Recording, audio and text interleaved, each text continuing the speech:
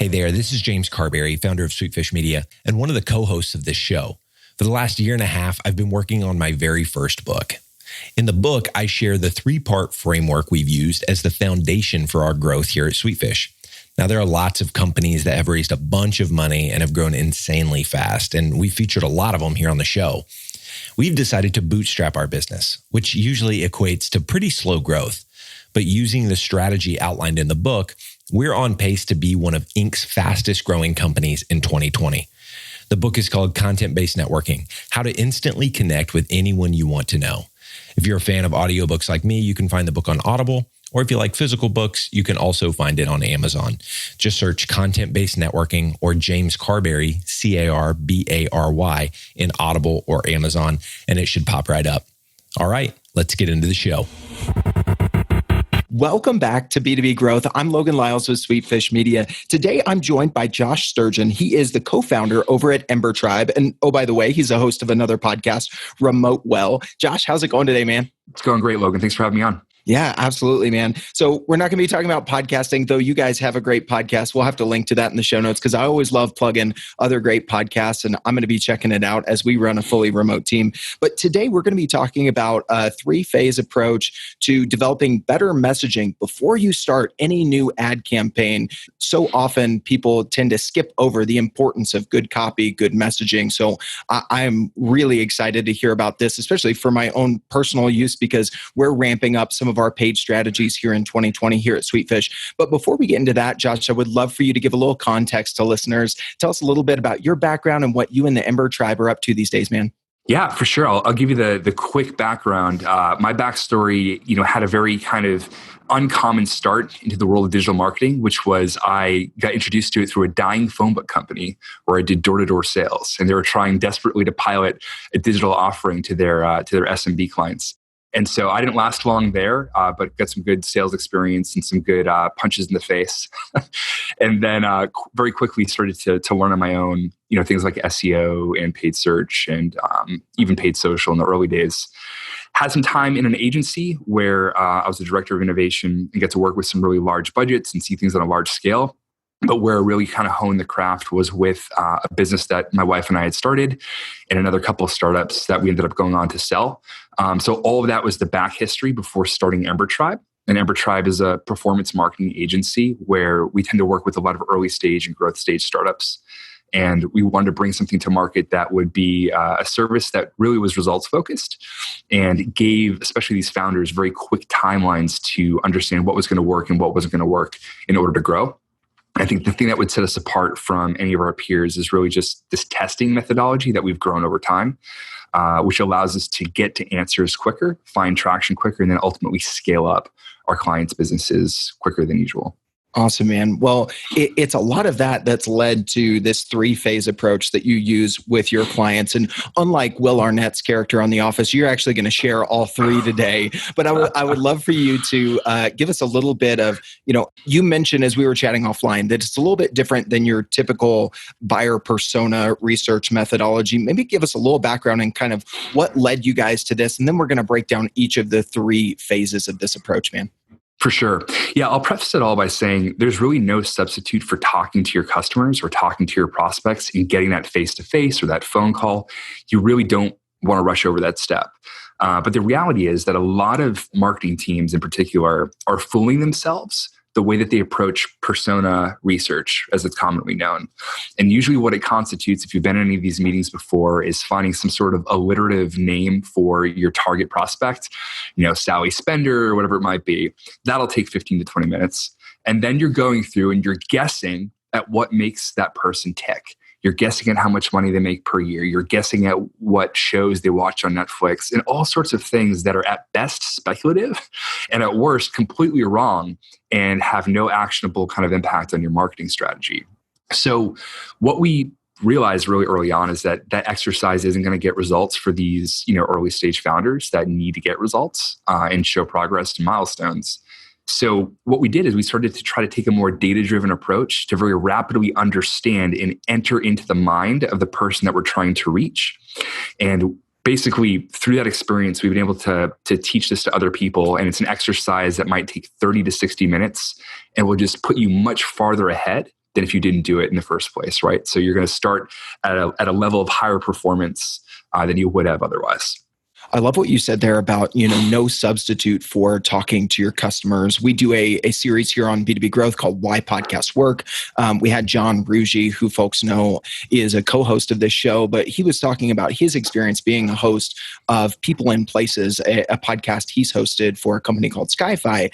And he talked about, oftentimes we produce podcasts and it's someone from the marketing team who heads up hosting and kind of that strategy.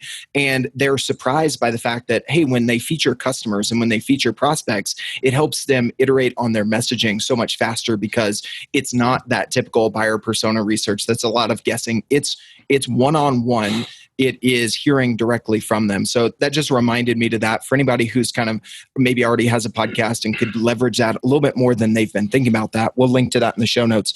So with that, Josh, we're going to jump into the 3 phases. So you describe them as finding the watering holes, analyzing patterns, and then convert that into your messaging strategy. Let's talk about number 1, finding the watering holes first. Perfect.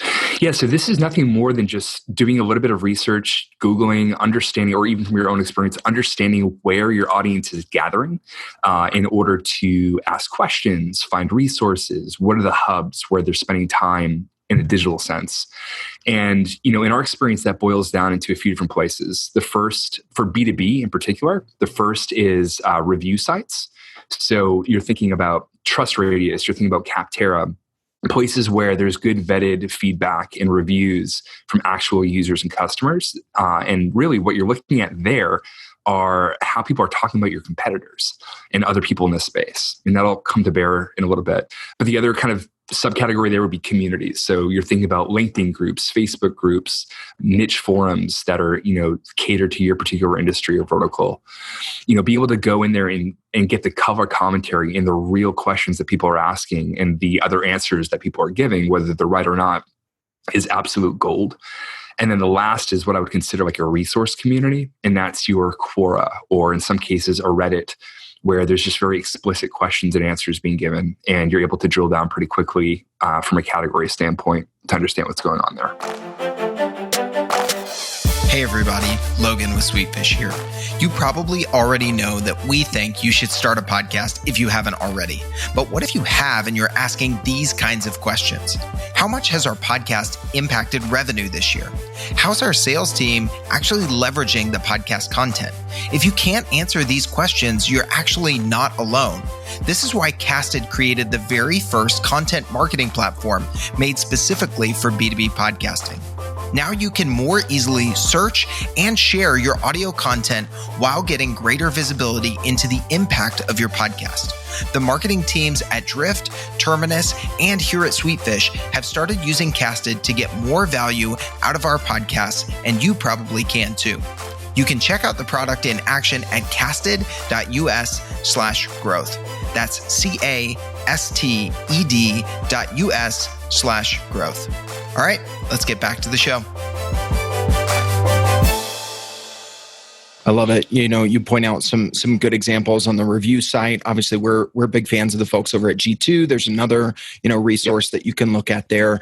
Are there some common things that you recommend folks do, Josh, as they look at these different watering holes, as you put it, to put more weight? Is it based on the number of questions, the type of questions? Do you kind of put this lens on, okay, these questions hold a little bit more weight, not necessarily because they're being asked more, but because they speak to a certain stance of the buyer persona or something like that?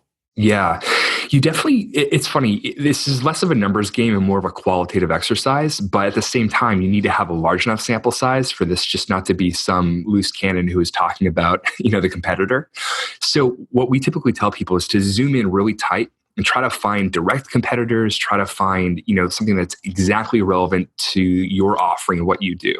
But in the case that there's not, like maybe you're piloting a new category, maybe you're very, very new to the space and there's not a lot to go off of, then you want to zoom out kind of, 50% or whatever the direction might be, and do something that's kind of maybe solving part of the problem, or it's a good proxy for how people are trying to solve their problem now. Maybe it's another tool that just has a little bit of overlap. But the point is to try to go really tight in the beginning. And if there's just not enough quantity or quality, zoom out another frame. And really, you're just trying to get insight into your audience. And even if they're not directly solving the problem that you're solving, it gives you a line of sight to their process of thinking about how they can go about solving the problem. I love it, man. That makes a lot of sense. A quick side note, something that's been helpful for me, not necessarily in analyzing our competitors, but looking at competitors of maybe prospects that I'm talking to, that sort of stuff. If you're super early in figuring out who are our competitors, look at Crunchbase, look at Owler. Owler has a plugin to Crunchbase, which is where I typically look. So just a side note there, I love the way that you're approaching that first step, as you talked about it, Josh, finding the watering holes. Let's move on to analyzing patterns, which you've kind of already spoken to a little bit. What are some of the tools and the techniques that you recommend in the second phase, man? Exactly. Yeah. So really, and this is a common thread through all of this, is that there's no shortage of quantitative data out there. You can buy research reports, you can get benchmarks for cost per click. All of that is really, really available. But what's missing in this modern era of digital marketing is the qualitative info. So really in this stage, all you want to do is be able to quickly and at scale gather the information that you've uncovered from these different communities, and then be able to just have a very quick representation of the main points, the patterns, the things that keep showing up. So what we do here is, if you have coding experience, if you have technical ability on your team, maybe they can build something in Python or something like that. But if you don't have those resources, you don't need them. What we recommend is using a tool called Scrape Similar. It's a scraping tool that works in your browser. It's a Chrome extension. And what it allows you to do is say, you found a great Quora thread or a great Quora category, to be said more accurately. You can literally right click the first question or answer in that search results page and automatically scrape or copy to your clipboard all of the questions that are kind of populated there. So it's a great, really quick, easy way just to grab everything if you're non-technical and paste it to a notepad. That's all you're going to do is just grab the content using this free extension and paste it into the notepad. Now, this is where you can go as fancy or as not or as just simple as you want to go. But really what it's about at this point is just getting the broad strokes. So what we like to do is once we've gathered a repository of all the questions sorted by category, just Google for like a word cloud visualization tool. And it's a quick and dirty way just to paste in everything that you've gathered. And then what the word cloud does is it starts to just show you in terms of intensity of the size and the font of the word, just the patterns, the questions, the things that keep emerging, through all the different threads. And it's very quickly, it takes you 30 seconds or less to start seeing, everybody's talking about customer service, or everybody's talking about how difficult it is and how technical you have to be to set up this, competitor's software, whatever it might be. Man, I love that. Those visualization tools can be really, really important. We just had Nancy Duarte on the podcast talking about her new book, Data Story. And one of the things we talked about was, oftentimes we look at the data, but we don't call out the point that we want people to key in on. And, you're not talking about necessarily communicating that externally. You're talking about looking at it yourself, but just realizing that we need that. We need, for something to jump out to us so that we can recognize those patterns. And a word cloud is a great way to do this when you're looking at this, qualitative trend sort of analysis. So talk to us, Josh, about phase 3. We've found the watering holes. We've analyzed the patterns, focusing on the qualitative. How do we start to transition that into messaging for our ad campaigns? Because that's eventually where we want to go, right? Exactly. Yeah. This isn't just an exercise to do for fun and for stalking people. What you really want to do is be able to turn this into an actionable, piece of copy or creative, wherever you're using it. So one thing I'll mention though, on the analysis side of it, is you really want to key into the emotional trigger words. And so that is really, really important, because you want to pay attention to the things that say, I hate, or, this kills me, or whatever the emotional trigger word might be. That's where people are really feeling pain. And it's where you can potentially come in and tap into that pain and reposition your client or your own business, in a positive light.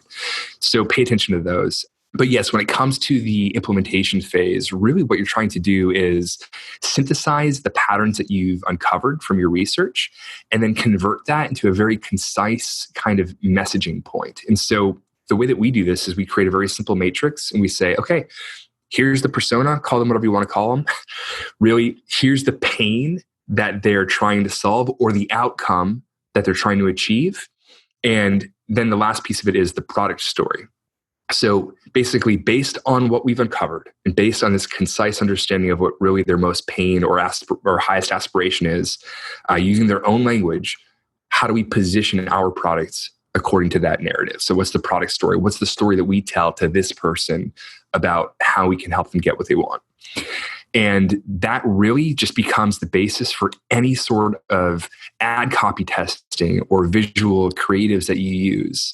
I just want to give you guys a concrete example of how this has worked. So we had a client in a very competitive software space where there's some really big incumbent players with millions of dollars spent every month on paid search. So we went through this exact same exercise with a few more bells and whistles, but effectively the same exercise. And then we uncovered that some of the biggest gripes that our prospects had were about customer service. It just took so long for anybody to get back to them. Now, our client was not thinking about that at all. They were thinking about the features of their platform. They're thinking about all the ways that they do X, Y, and Z better. But our research uncovered this huge pain point, which is the real emotional driver. And they say that people buy an emotion, they justify with logic. And so we used that. We didn't get too creative with it. We just said, in a campaign that targeted all of our competitors' users, we basically said, tired of waiting days on end for an answer, get 24/7 fast customer service. Let's talk more or whatever. That's not what it said, but it's effectively that. But that shift of the customer service pain point, nothing about the features, the benefits, the pain of what the product solved, because what you found is that those customers of that competitor, they weren't talking about lack of features. They're satisfied there. So if you're like, well, we're 2% better here, right? Versus this area where they're a 50 out of 100 and you can take them to 90, that's a more compelling jump for those prospects, right? That's it, man. And really, the outcome here was that their cost per lead dropped by 80%. Their sales pipeline in terms of booked strategy calls, which was the key metric, was through the roof. And so we're able to take their budget and get way more leverage out of it. One, because of the platforms that we chose to try to go where the competitors weren't going. But a big driver of it was just tapping into the emotion and the pain of the audience that they never really thought of when they invested all this time and money building their really great product.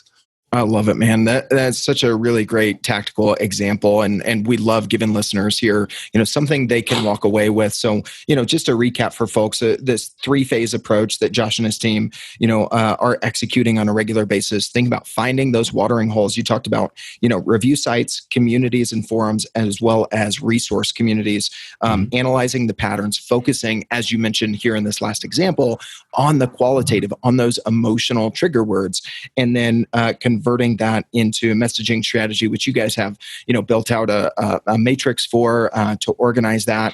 Josh, if anybody listening to this would like to reach out, pick your brain a little bit more on this topic, or just stay connected with you and the team over at EmberTribe, man, what would be the best way for them to go about doing that?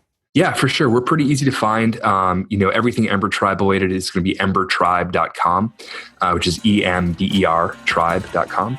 People can email me there. It's Josh at what you might think the company is. And I'm on Twitter, I'm on LinkedIn. Happy to connect on any of those platforms and answer questions. Have a great conversation. Awesome, man. I appreciate you actually giving us all 3 phases to the approach, not just one of them today.